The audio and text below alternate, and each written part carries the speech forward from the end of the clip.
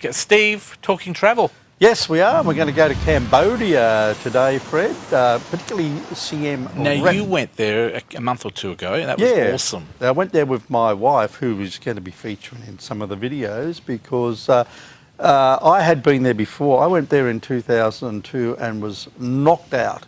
This place around Siem Reap, but particularly Angkor Wat, the temples there, it is just phenomenal. It's a World Heritage Site.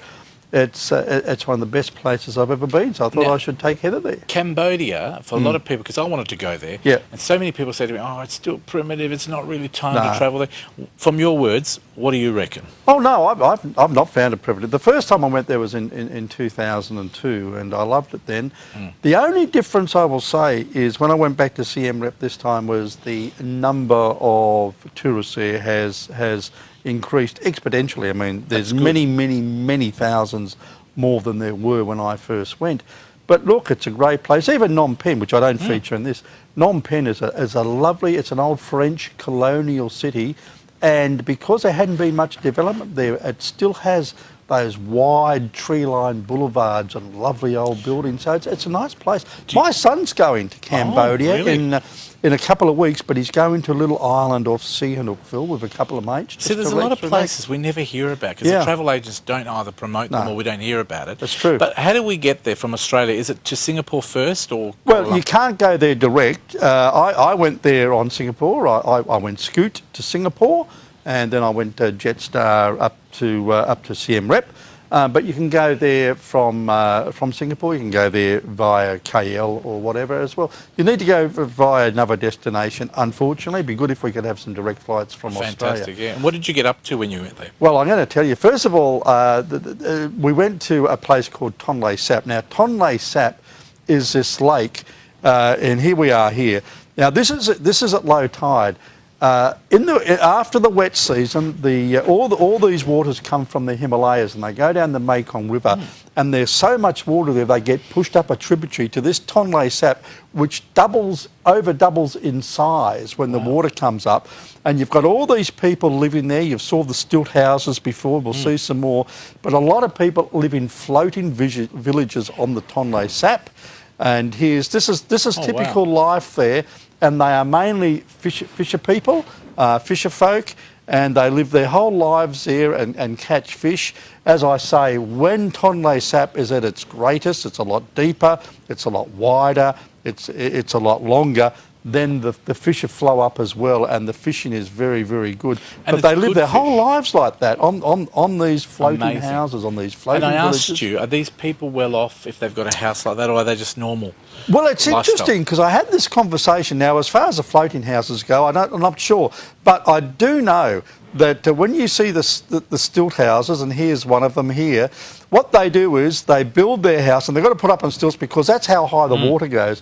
But what they do is they build whatever they can afford, and then if they get more money, they just add on to the house. Really? It's a great way to build. So you build to your budget, and if you have, say, a good fishing season, you've got a bit more money, you want to extend the house, you just do it. It's a good system.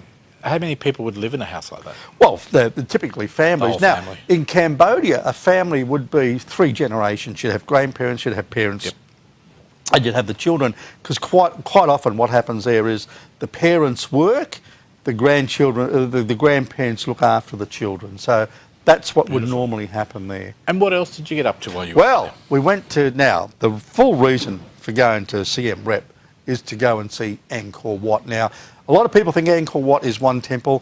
It's not. It's dozens of temples over a very, very wide area. This one is called Beng Milier, and this is about 70 kilometres from Siem Reap. And look at it. This was once a great city which has been inundated by jungle. It's a massive place. This is Angkor Wat. This is the biggest temple there, the biggest temple complex. This is massive. This was once, in about the 12th century, this was the biggest city in the world. It's a temple city. It's remarkable because this was all covered by jungle and it's all been reclaimed. Look how steep those steps are. The first time I went there, I actually climbed up those steps. They don't look much, but they're very, very steep and very, very narrow.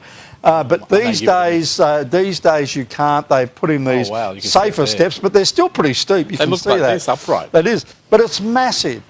You don't really get the idea of the size of it. People go there. This is another little temple just away, a couple of kilometres away from Angkor Wat, and you've got all these wonderful statues. What's the religion there? Is it? Well, they were built. First of all, they were built as Hindu temples. Then the next lot were Buddhist temples, and they also have some Muslim temples there, and they're extremely well built. This is called Tar Prom, and look at these. These are giant fig trees, and they've just been overgrown. This wonderful old temple, and it's collapsed a lot. And look at the fig tree, and look at the roots. It's just incredible. It's an incredible place to go. And so all these temples, and there's so many of them, and you can spend hours and hours looking at them. And some of them have got the whole history of the temple in a bas relief carved. If you know a little bit about it, and you know a little bit about the bas reliefs, you can actually follow the history. A lot of it is legendary, not true, because these are devoted to the gods. But it was a massive city temples back in the 12th to 14th centuries. And the scientists believe that what happened was they had a bit of a dry spell, so the civilization's finished, and then the jungles came in and took over. So some quick question: food great? Food in Cambodia, we're going to see food in a minute, because this is Siem Reap. Let's have a look at the food. This is the main town in Siem Reap, and this is Pub Street. And here we are. This is a Cambodian hot steamboat. This is wonderful. It's like a steamboat. You've got the soup down the bottom, but they grill the meat on top, and it is wonderful. It is so nice. That's rolled ice cream. They bash this ice cream with fruit in it, and people go there and get the fish eat their dead skin. It's a very, very vibrant place. Here's Heather. This is in a tuk-tuk. A Cambodian tuk-tuk, and you'll see there's one in the background there. It's a carriage, like a horse carriage being towed behind a bike. We're on the wrong side of the road there. That's why Heather was saying, what's going on? But we're on the wrong side of the road. But it's a very, very pretty city, as you can see. Lots of tree-lined avenues. Food everywhere, great restaurants, a bit of party. There's bars and shops there. A really interesting place. Many places to stay? Heaps of places. We stayed in a terrific place near where this little intersection is. We stayed in a place called the Baby Elephant Boutique Hotel. A good name. And it's lovely. Yeah, I saw the really photos. nice. It's owned and run by Australians. Beautiful. And it's one of the best places I've stayed in. The Baby Elephant Boutique Hotel. It's just give wonderful. Cambodia a score from 1 to 5. Oh, 1 to 5.